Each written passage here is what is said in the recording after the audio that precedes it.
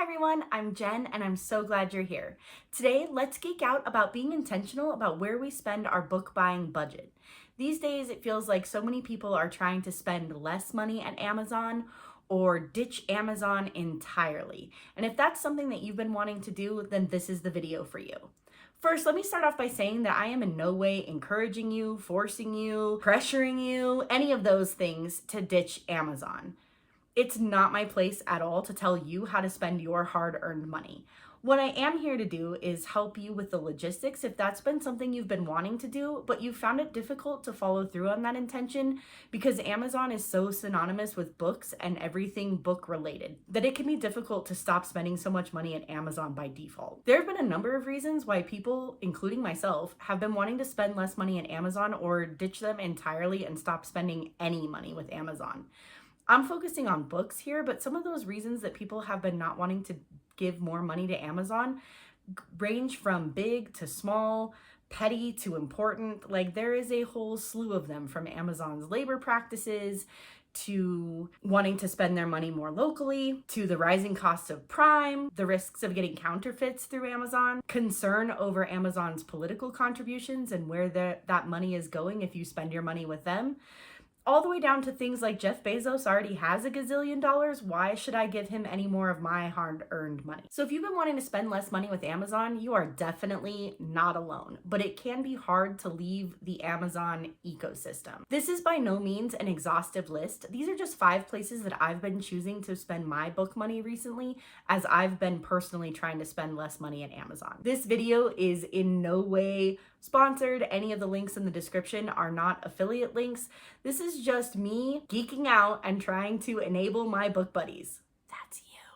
I was pretty sure that ditching Amazon for physical books was going to be pretty easy in my case, because I don't read a lot of physical books. I mostly read audiobooks, and that means getting rid of Audible, and that is a problem for a different day and a future video. For this one, we're going to focus on physical copies of the books and where to go instead of Amazon. We'll look at 5 different places that I'm suggesting that you spend your hard-earned cash. We'll compare them on price, on selection, on the timing, and on any other considerations that you should keep in mind if you're going to spend with these companies instead. I'll also go through a test case as a way of demoing the websites and the way that that process would look as a real-world example. As I've been redoing the bookshelf behind me, moving my books out of the garage because I don't have an excuse for them to be out there anymore. We lived in this house for 3 years and it's time. I've noticed that I don't have a lot of the books that I absolutely love, partly because, as I mentioned before, I listen to them on audiobook. I don't necessarily own a physical copy, but I would like to. And with all the current controversy around you don't own the digital content that you buy, you just have a licensing agreement to use it for a while, I really want to make sure that I own a physical copy of some of the books that I love most, because then it's mine and I can do with it what I want, like lend it to a friend or let it sit on my shelf and make me happy that I have it. So there are 2 books that, as I've been going through this process, I've realized that I don't own and I would really like to have a physical copy of. One is Circe by Madeline Miller, and the other is The Parable of the Sower by Octavia E. Butler. If you haven't read either of those books, I highly recommend that you do. They are both 5 stars for me. Anyway, I'd like to own both of them, and so since I'm going to be shopping on their websites anyway to show you how they work, I figured we could use them as an optional test case for me to see what the prices are like, how much shipping would be, how long it would take to ship here, those kinds of things, so that we can compare real-world data. The first place I want to talk about where to get your books is your local library. It's free. There is no time like the present to support your local library. Free information for all is something that I believe really strongly in, and so it's really come to my attention that my default for books, it has often been Amazon. Even though I don't buy a lot of physical books, or at least I hadn't in the past, my default for buying a book was still Amazon, and I'd like to change it to be the public library. First of all, price. It's free. You can't beat free. In my case, though, where I'm trying to actually purchase the books, the library isn't going to work for me because obviously it's a checkout system. I mean, that's how libraries work. Mine does sometimes have sales in the lobby area. They have like a Friends of the Library, and they will raise public funds from donations that then they sell.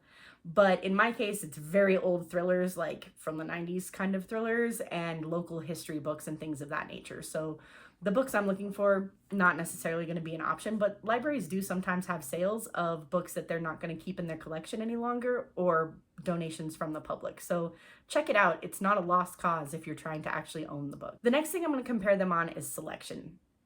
Selection definitely depends on your local library. Some libraries in larger areas or better funded areas are large and have a vast collection. Some are really small. It really depends on what you're working with, but go check out your public library and see. And if they don't have a selection that really matches what you're looking for, make sure that you explore all of your options for any other library cards that you might be able to get.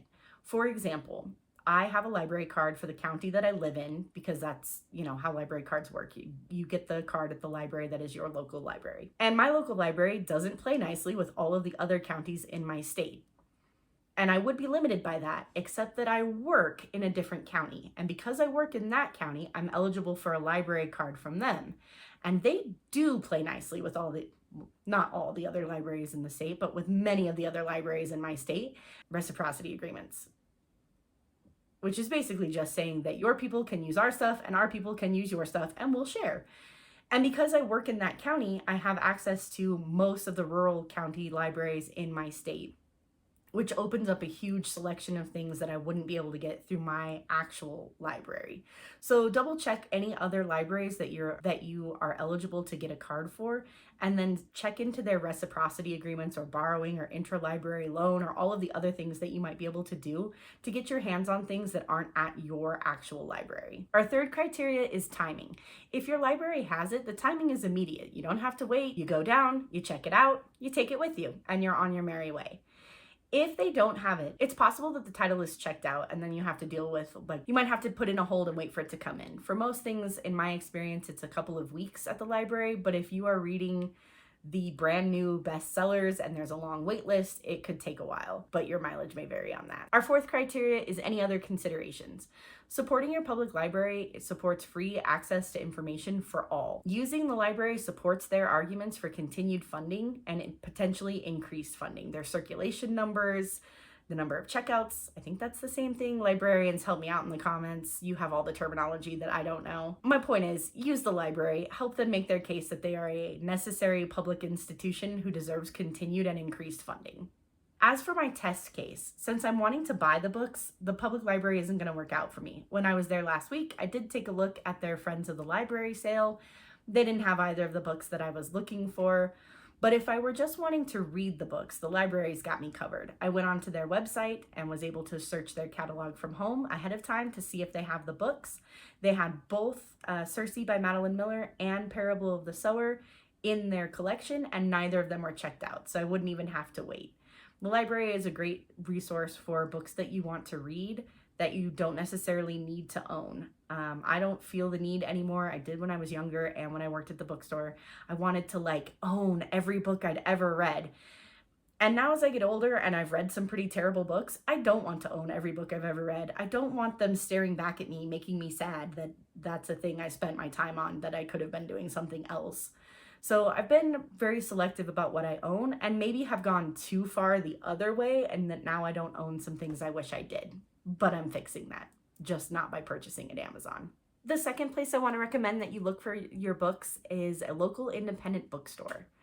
What you have near you will definitely vary by geographic location and population density, but it's definitely worth taking a look at what you do have available and keeping that money in your local community, especially if that's one of the reasons that you're trying to spend less money with Amazon. In terms of price, if you're dealing with an independent bookstore that sells new books, expect to pay full retail price. They need to make a profit, and they have a much harder time doing that in a smaller retail footprint and also in a smaller community than, say, the online giant that is Amazon. If you're dealing with a used bookstore, obviously prices will be less expensive than retail price. Selection will also vary greatly by store. In general, though, your selection will be limited compared to the online giants with major distributors at their backing. Independent bookstores that sell new books, again, they have whatever footprint they have. They carry what they carry. Generally speaking, in my experience, they carry things like the major new releases by best-selling authors and anything that is required reading for the local high school. Anything outside of those two realms, and it's pretty hit or miss. The used bookstores are also pretty hit or miss because they're dependent on what people have sold back to the shop in terms of what selection they have and what they have in stock. So selection can be an issue, but if they've got what you want, then you're all set. If they don't have what you want, then you might be out of luck. Your local independent bookstore might be able to place a special order for you, and you might not be out of luck after all. It just might mean that you have to wait for it to show up, which brings us to timing. If they have it in stock, it's immediate, no waiting. If you had to place a special order, then it will take however long that takes with your particular shop.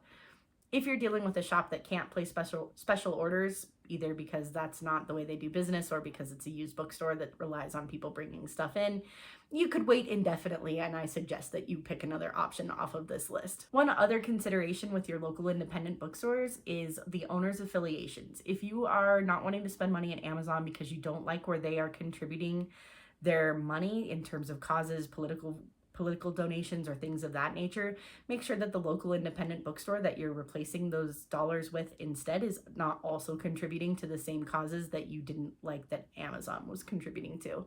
Just make sure that you're aware of their affiliation. In terms of my test case, I went to my local bookshop on Saturday, and they did not have either Circe nor Parable of the Sower in stock, so I wasn't able to source it through them or to figure out their pricing. Because they're local though, if they'd had it, I would have been able to get it without shipping, but they didn't have it in stock, and it's a used bookstore, so there's no possibility of me being able to place an order. The third place on my list is Barnes & Noble, and I can already hear your objections.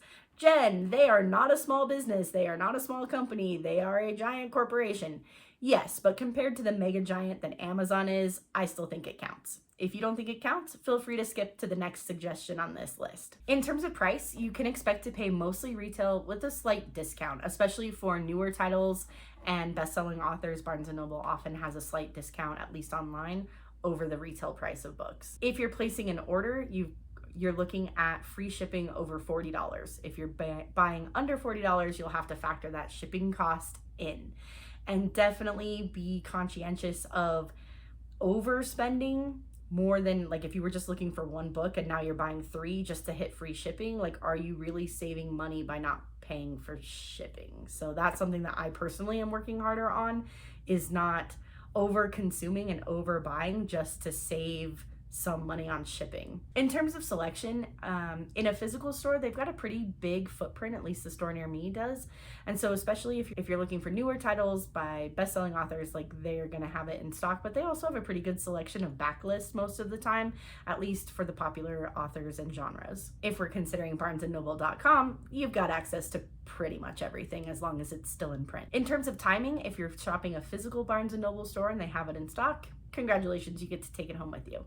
If they don't have it in stock and you're placing an order online, you are going to have to wait for it to ship and arrive. Shipping is pretty fast though. According to the frequently asked questions on their website, it's about 3 to 6 business days. Some other considerations, as I mentioned before, they're still a fairly large company, and if that's one of the things you're trying to get away from is large corporations and trying to spend your money with more mom and pop shops, then maybe Barnes & Noble isn't quite the one for you. So to run my little experiment, we're going to source the 2 books that I decided that I'm trying to find on Barnes & Noble's website as well. So first I'm going to head up here and look for Circe by Madeline Miller. And the paperback is going to be $18.99, so no discount there. That's list price. So if I add that to my cart, and then let's look for Parable of the Sower, which it looks like we are going to get a slight discount on Parable of the Sower. It's $16.99 for the paperback instead of $19.99, which is its list price. And if I add that to cart and then come take a look, my order total is $43.26 without shipping.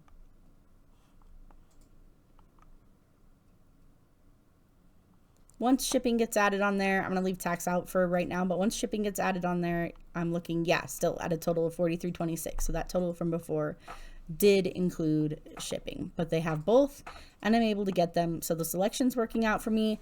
The price is pretty much list price, but with a slight discount. And then the shipping, according to their terms, will take 3 to 6 days or so. The fourth place on my list of where you can go to buy your physical books if you're trying to ditch Amazon is bookshop.org. They're an online independent bookstore whose mission is to support local independent bookstores. According to their website, 10% of the regular sales on bookshop.org go to a pool that they split among all the affiliates in their program. If people shop bookshop.org with a particular affiliate link that might have been shared on like social media or in a newsletter or something like that, then the bookshop in question gets 30% of the sale price of the book. On bookshop.org, you can designate which bookshop you want to support, or you can leave it general so that your money goes into the general pool that gets split up. Bookshop.org's website says that they distribute that money every 6 months. As for our criteria, in terms of price, expect to pay full retail price. Maybe a slight discount, kind of depends what it is. For selection, they have a fantastic selection because they are an online bookshop with a full distribution center behind them. So pretty much if it's in print, I've been able to find it at bookshop.org. In terms of timing, according to their frequently asked questions, expect to wait 5 to 10 days or so for shipping, at least for standard shipping. Other considerations, as mentioned before, 30% of the proceeds go towards your local bookshop if that's the link that you've done, or 10% of your purchase goes into the pool for all independent booksellers that partner with bookshop.org. For our test case, let's check out their website and see what we can find. So this is bookshop.org's website, and one of the things I really love about it, in addition to being able to choose a bookstore and support a particular bookstore, is that all of the lists on here are curated by actual people. So this is by Stories Like Me, this one's Bloomsbury, but all of these lists were curated by people. And if you pick a bookshop, you can see the lists that that bookshop has put together as well, which I really appreciate the human touch in this. In an era dominated by AI and the algorithm, I find it really helpful to have selections from real people in terms of recommendations and things of that nature. I got really frustrated. Amazon's recommendation is not particularly helpful, especially when you read things that are a little bit off the beaten path, because like I bought a copy of the Odyssey to be able to use for school, and then my recommendations from Amazon for weeks afterward were, here are things we think you like, 7 other editions and versions of the Odyssey. And it's like, no thank you, I already have that, I don't want 7 more. But the recommendation when it's done by a computer is not always particularly helpful. So I do really find that to be a good, nice touch from bookshop.org as well. But let's go through and see if I can get the 2 books I'm looking for. So I'm looking for Circe by Madeline Miller, and it looks like I'm going to get a slight discount here that it's $17.66 instead of the list price of $18.99. So I'm going to add that to my cart.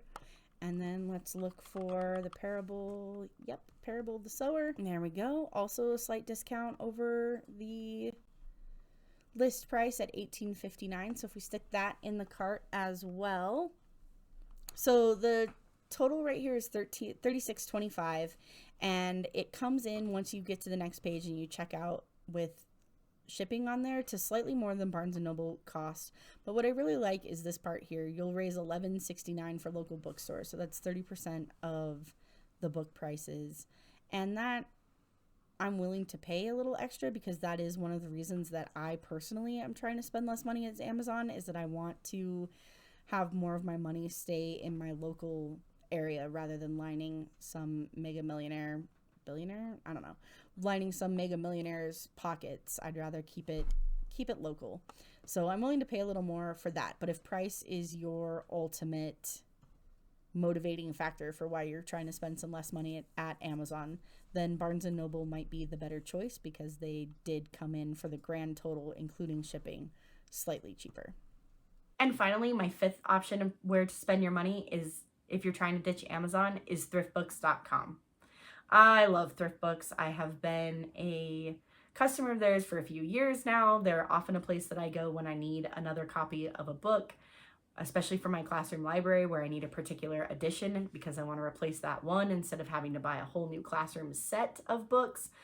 Thrift Books is often a place that I go. They sell new books and they sell used books. In terms of price, expect to pay full price for new books, and if you're buying used books on Thrift Books, paperbacks are usually, in my experience, about $3 to $6 or so. So quite a significant discount over retail price, but also you're getting a used book. You can pick which condition the book is in, and then it'll just adjust the price accordingly. Better conditions, higher price, worse conditions, lower price, but you can make the choice for yourself about what it is that you are looking for and how much that matters to you. Thrift Books also has a free shipping threshold, which in their case is $15. So I can usually hit free shipping on Thrift Books without having to add extra books to my cart just to get free shipping, which then doesn't feel like it's saving me any money.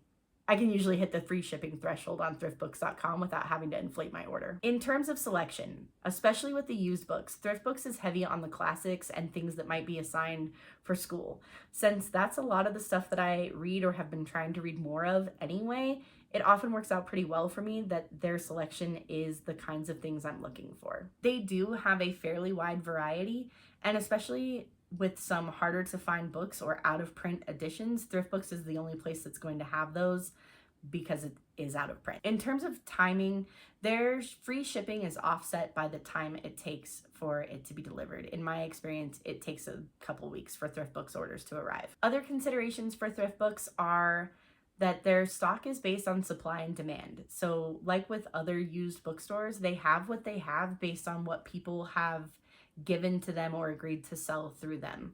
If a book's in really high demand and they don't have very many copies, the price goes up. If the book is not in high demand and they have a lot of copies, the price goes down. So there is some dynamic pricing built in that may or may not work out in your favor. Depends what you're looking for.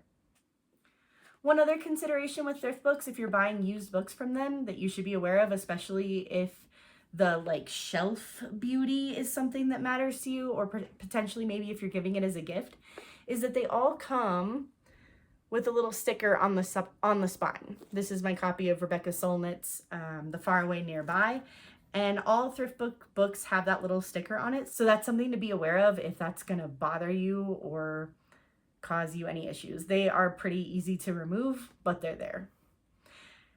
As for our test case, let's check out their website and see what we can find so that I can find a copy of Circe and Parable of the Sower.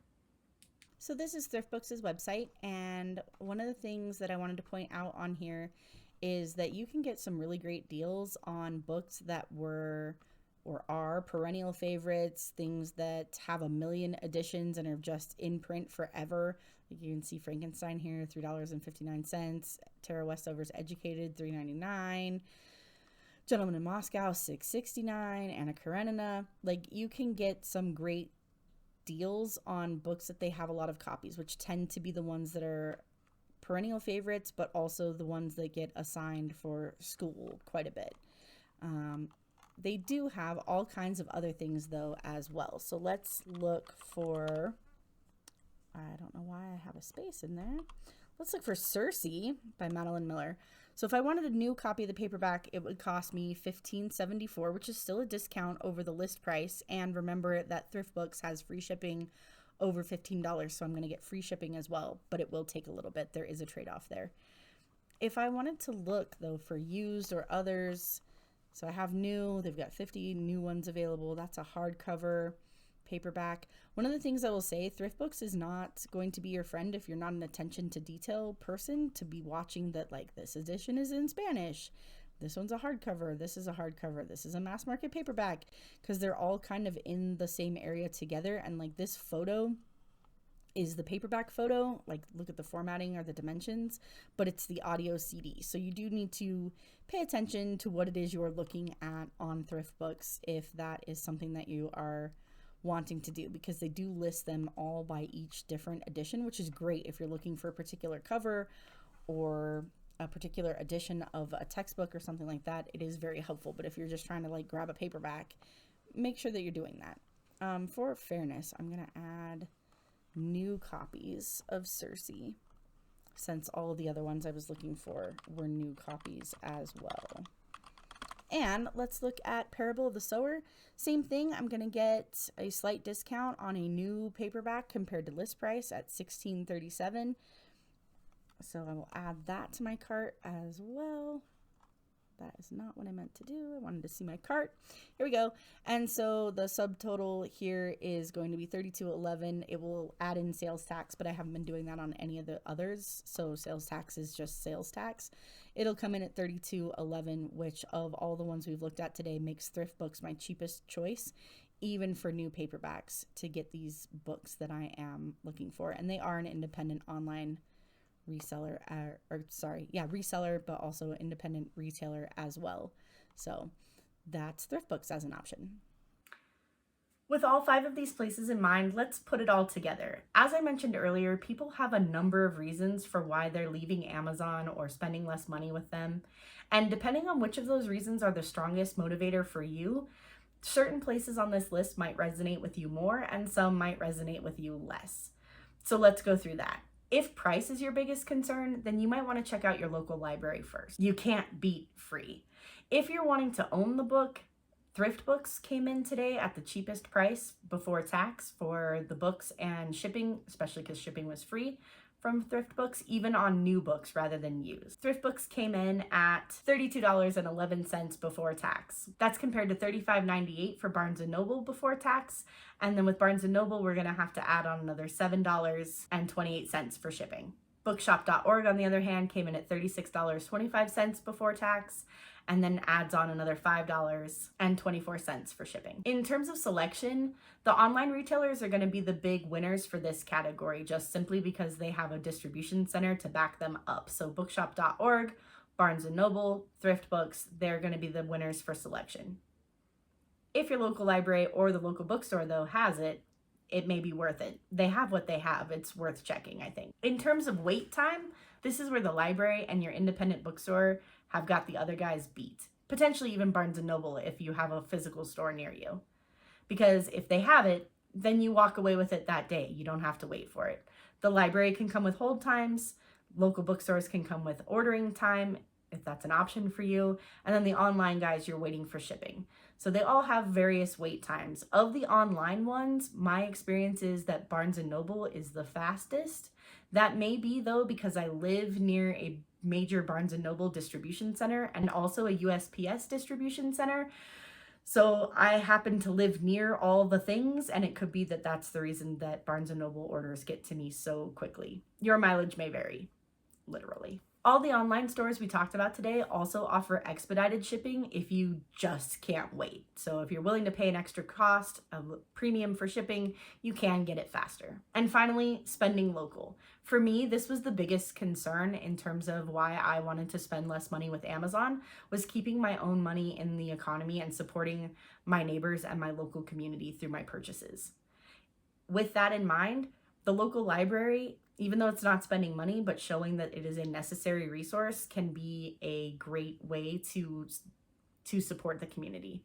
After that, independent bookstores in your area would be the next best way to keep your money in the community. And beyond that, if they don't have what you want and can't get it for you, bookshop.org, because of their program to split their profits with affiliate programs, at least keep some of that money local, and you can pick which bookstore you support. Make sure it's the one you want your money to go towards. Because this was my biggest motivating factor when I did this test case, I did ultimately choose to place my order with bookshop.org and have it support the local bookshop nearest. Before you go, let me know in the comments where you've been spending your book budget, especially if you've been trying to spend less money at Amazon. I am always on the lookout for additional options. Thanks so much for geeking out with me today. Let's hang out together again soon.